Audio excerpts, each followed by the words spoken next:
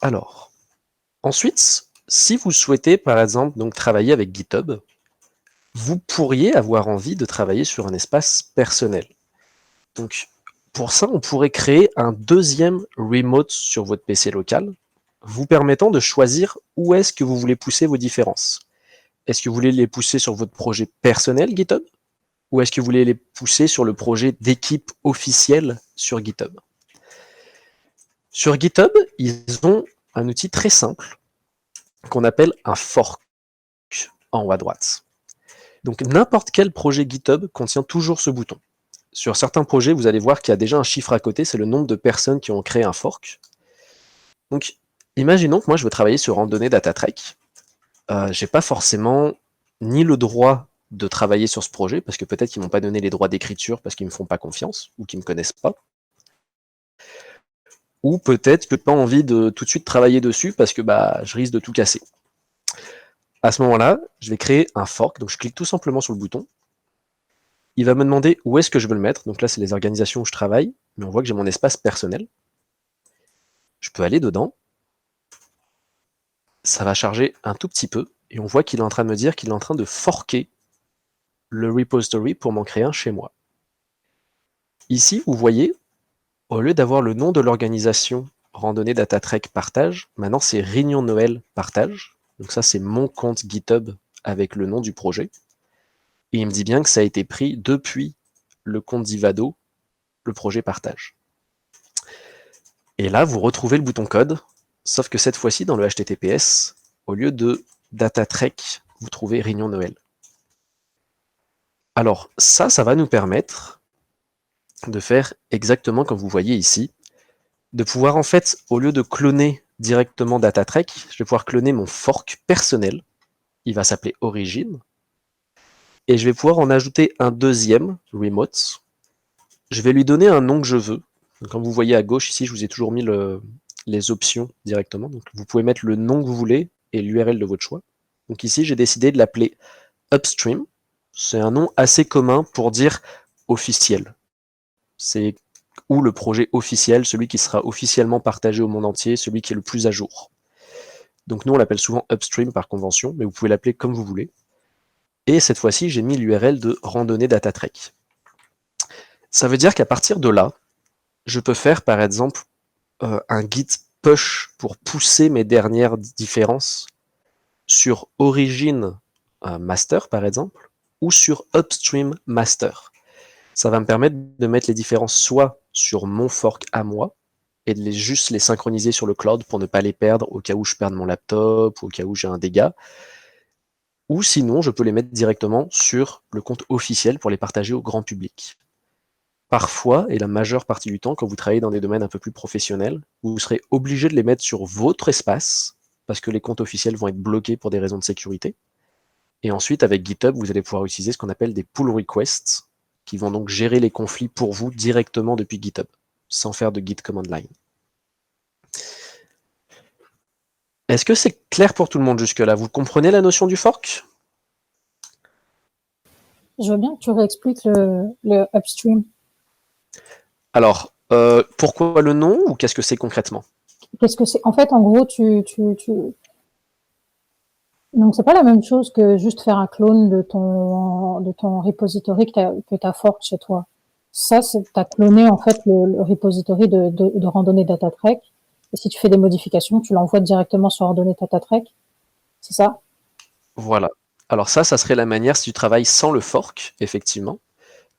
Sinon, en fait, ce qu'on a fait ici, si je reviens ici, donc là, on voit bien que je suis sur Randonnée DataTrek, sur le projet partage. Donc là, vous avez vraiment l'espace officiel de Ivado, finalement. Imaginons que moi, je veux faire une correction où je veux rajouter un document que je vous conseille de rajouter. Vous ne me connaissez pas, mais votre projet est open source, dans le sens qu'il est accessible, tout le monde peut le lire. Oui. Mais j'ai peut-être pas les droits pour écrire dessus, parce que vous ne me connaissez pas, je fais pas partie d'Ivado. Un cas concret ici, ça va être donc de forker mon résultat. Je vais le mettre dans Réunion.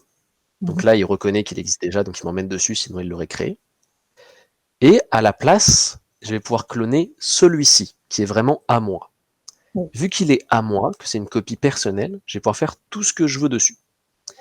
je vais pouvoir pousser mes différences sur GitHub. Donc je vais les voir sur ce projet, mais on ne les verra pas dans celui qui est officiel à Ivado. Et par la suite, je vais pouvoir faire une pull request pour proposer mes différences à Ivado de manière polie, avec une explication et autres. Par exemple, je peux vous faire un tout petit exemple avec un projet volontariat que je maintiens. J'ai reçu une pull request il n'y a pas longtemps. Ici, par exemple, donc on voit là, je suis sur un projet officiel. Excuse-moi, je vous ramène ici. Donc là, je suis sur un projet qui s'appelle API Volontariat sur une organisation qui s'appelle Volontariat. Et on voit ici, il y a des gens qui m'ont proposé des changements, donc des pull requests. Et dedans, justement, je peux voir toutes les propositions que m'ont fait la communauté. Ces gens-là, je ne les connais pas pour la plupart. C'est des gens qui contribuent à des logiciels open source, qui ont donc trouvé le projet, qui ont souhaité contribuer.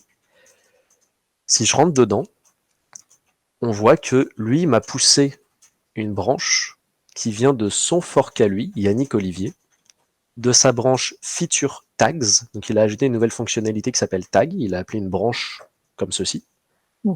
Et il l'amène sur mon organisation volontariat, sur la branche Develop.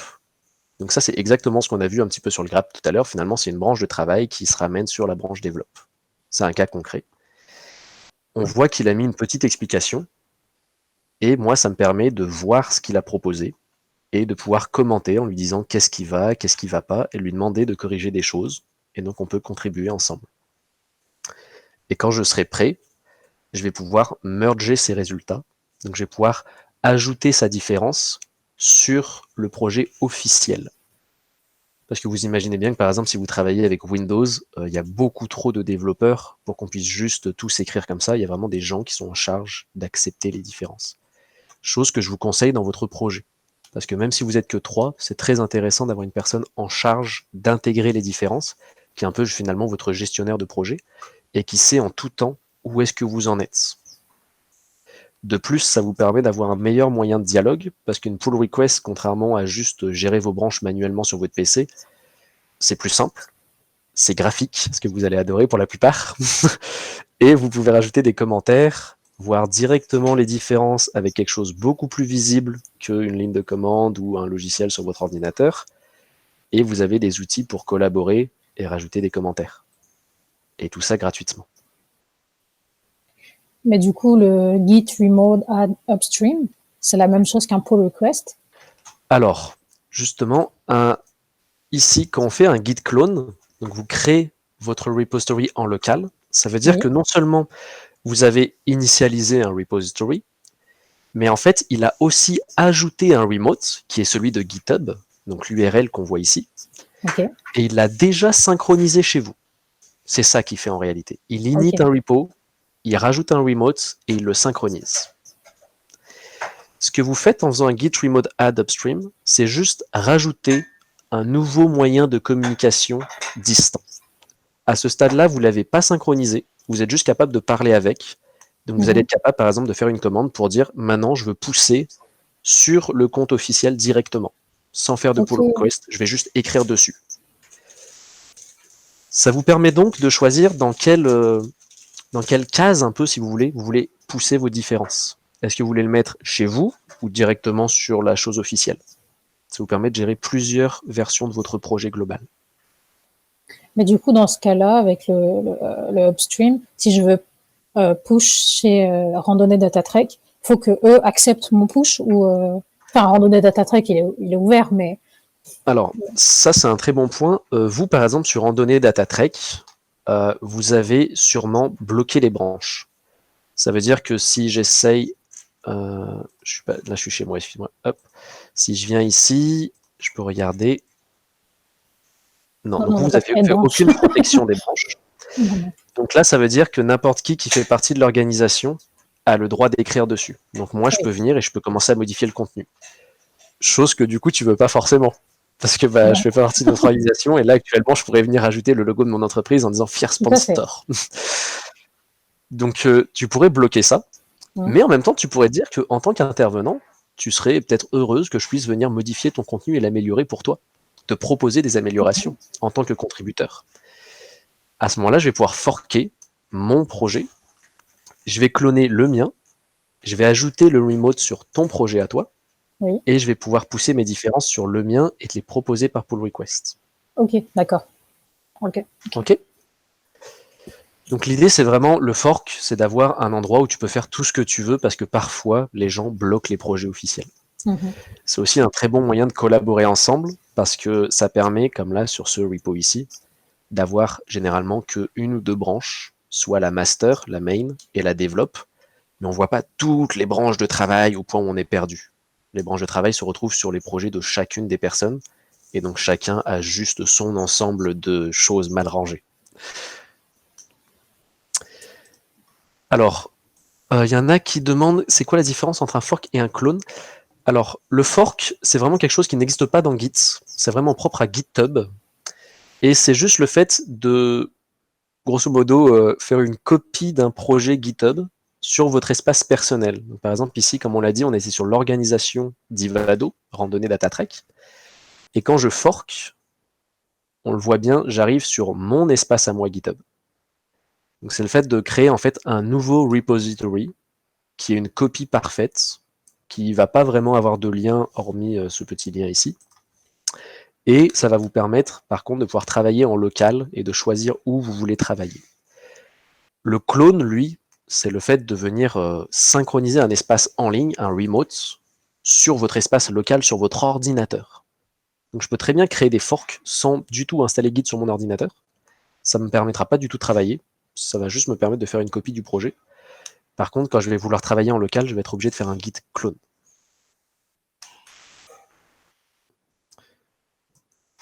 Voilà. N'hésitez pas si vous avez d'autres questions. De toute façon, les remotes, on va les voir rapidement ensemble. Est-ce qu'on peut travailler directement sur GitHub ou bien à chaque fois il faut télécharger puis refaire le dépôt? Alors, très bon point. Vous pouvez travailler depuis GitHub depuis maintenant quelques petits temps. C'est pas très vieux. C'est quand même pas très pratique. Je vous le déconseille. C'est sympa si par exemple ici j'ai un README, je voudrais faire une édition. On voit que là je peux venir modifier des choses. Je peux écrire, je peux voir mes changements. Là, il me dit que j'ai rajouté cette ligne. Et là, je peux me faire un malin plaisir de venir salir le projet de Ivado. Mais sinon, c'est quand même pas top top. Pourquoi? Parce que là, par exemple, dès que je vais modifier ce fichier, on voit tout de suite que je ne peux pas en modifier un deuxième en même temps. Donc chacun de mes commits va être pour une modification de fichier. Ça veut dire que si je commence à éditer un premier fichier, je commit.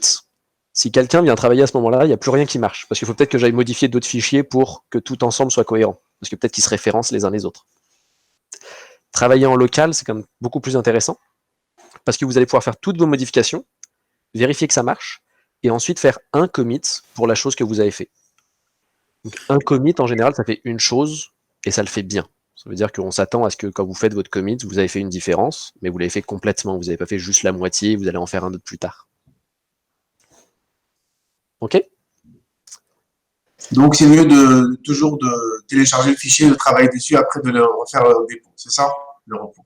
Alors, pas toujours, mais oui, 90% du temps. Moi, je vous conseille de travailler sur GitHub vraiment que pour des cas très spécifiques, comme vous avez fait une faute d'orthographe, vous voulez juste la corriger, c'est à un seul endroit, vous pouvez le faire rapidement. C'est pas pratique en fait de travailler, même au niveau pratique, c'est pas très pratique quoi. C'est mieux de travailler sur un collab ou autre. D'accord. Parce que même pour importer par exemple des fichiers, si vous voulez mettre plusieurs assets comme des images ou des fichiers CSV, vous allez pouvoir les importer que un par un. Donc, vraiment pas pratique. Est-ce qu'il y a un moyen d'aller directement de GitHub à Collab par exemple, ou le contraire, ou de Collab à GitHub, ou d'aller de GitHub vers un autre IDE là? Est-ce qu'il y a un moyen? Ou il faut télécharger le fichier? Alors GitHub, c'est pas un IDE, attention, c'est juste un moyen de mettre votre Git dans le cloud. C'est ce qu'on va appeler un gestionnaire de remote. Comme son nom l'indique, c'est GitHub, c'est un hub de Git. Votre IDE, vous pouvez utiliser tout ce que vous voulez. Pour ne pas perdre tout le monde, un IDE, c'est un gestionnaire de code, un moyen d'écrire, si vous voulez. Donc ça vous permet juste de faire un traitement de texte avec plus d'options. Un IDE, ici, par exemple, moi, j'utilise PyCharm pour faire du Python, ou j'utilise parfois d'autres notebooks, et je peux toujours travailler avec GitHub.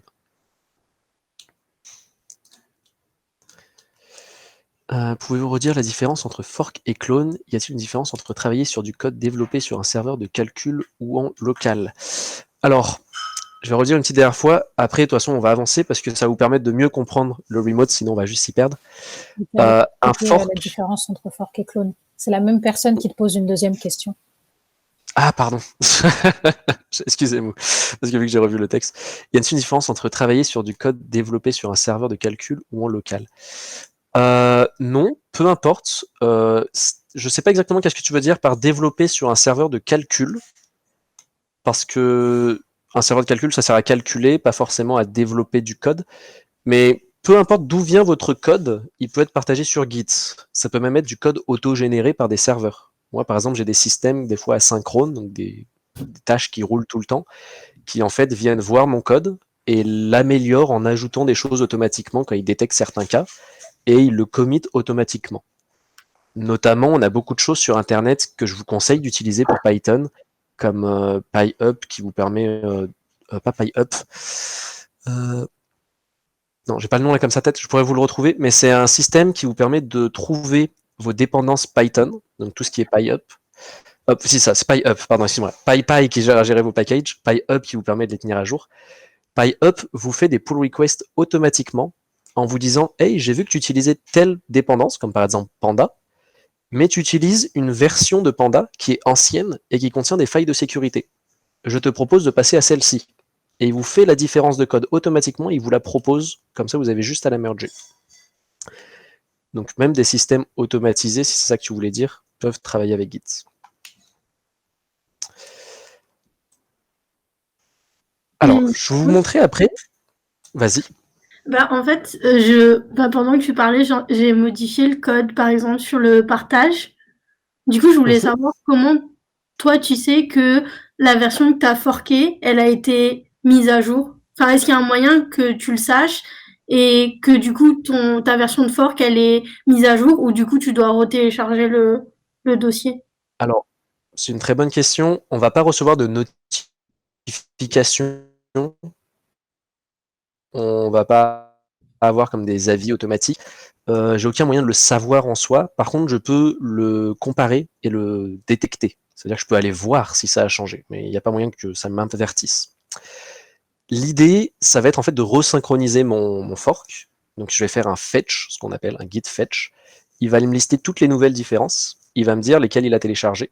Et je vais pouvoir retravailler à partir de ça. Donc soit rebase mes branches pour les réadapter par rapport à ton nouveau contenu. Donc il va recalculer les états. Soit aller tout simplement tirer tes différences pour les adapter dans mon code en local. Donc oui, effectivement, si quelqu'un pousse du code, c'est tout l'intérêt justement de pouvoir les récupérer en local pour pouvoir travailler par-dessus.